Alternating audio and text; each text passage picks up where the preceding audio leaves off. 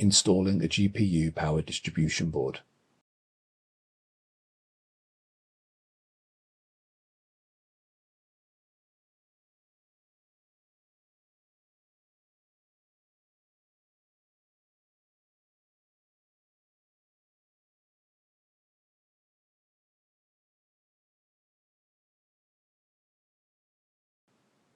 Make sure to hold the power connectors and the power cable connectors when handling the GPU power distribution board.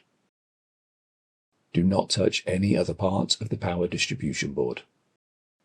Align the connector with the slot and place the GPU power distribution board into the node. Fasten the 2 screws to secure the GPU power distribution board to the GPU node.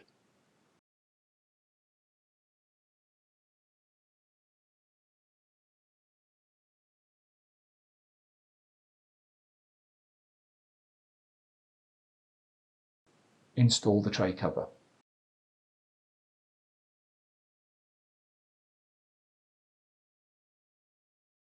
Install the tray into the enclosure.